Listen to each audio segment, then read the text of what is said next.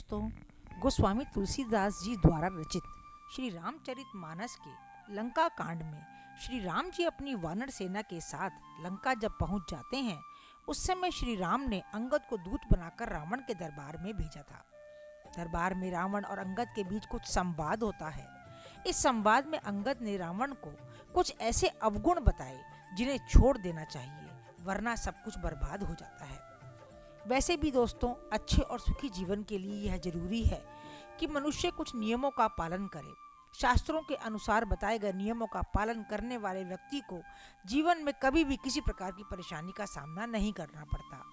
आज भी यदि किसी व्यक्ति में इन दुर्गुणों में से एक भी दुर्गुण आ जाता है तो वह व्यक्ति मृतक समान हो जाता है। तो आइए जानिए हमारे साथ कौन कौन सी ऐसी बुरी आदतें, काम और बातें हैं जो व्यक्ति को जीते जी मृत समान बना देती है। लेकिन आगे बढ़ने से पहले दोस्तों, हमारी आपसे प्रार्थना है कि यदि आपने हमारा चैनल अभी तक सब्सक्राइब नहीं किया है तो तुरंत ही कर दें और नीचे बने हुए बेल आइकॉन को प्रेस कर दें ताकि हमारे नए व्लॉग्स की नोटिफिकेशन आपको सबसे पहले मिल सके। तो बढ़ते हैं आगे। तो पहले स्थान पे होता है कामी, जो व्यक्ति अत्यंत भोगी हो, काम वासना में लिप्त रहता हो, संसार के भोगों में ही उलझा रहता हो, जिसकी मन की इच्छाएं कभी समाप्त ही नहीं होती हों, ऐसा व्यक्ति मृत व्यक्ति के ही समान होता है।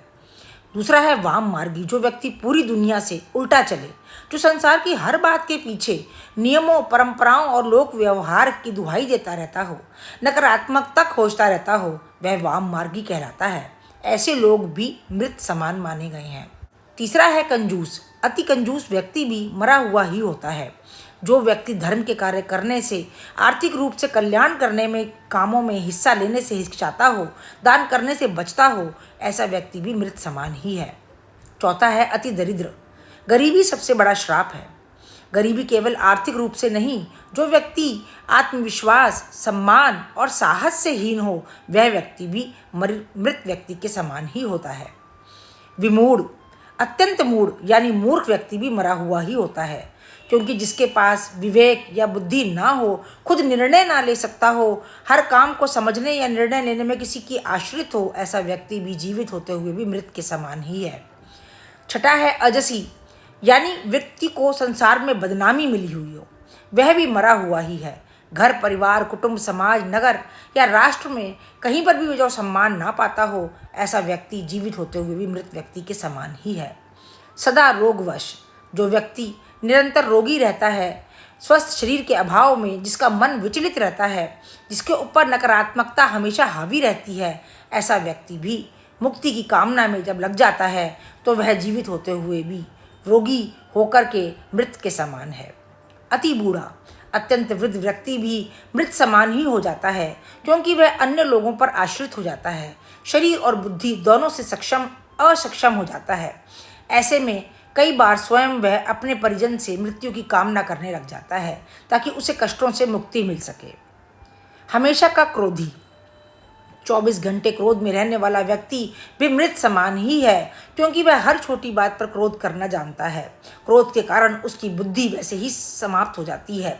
वह व्यक्ति भी जीवित होकर मृत व्यक्ति के समान ही है। अगखानी, जो व्यक्ति पाप कर्मों से अर्जित धन से अपना और अपने परिवार का पालन पोषण करता है, वह व्यक्ति भी मृत के समान ही होता है। तनुपोषक, ऐसा व्यक्ति जो पूरी तरह से आत्मसंतुष्टि और खुद के स्वार्थों के लिए ही जीता है, संसार के किसी अन्य प्राणी के लिए उसके मन के अंदर न तो कोई भावना होती है, ना ही कोई सद्भावना होती है, ऐसा व्यक्ति भी जीते हुए मृत के समान ही है।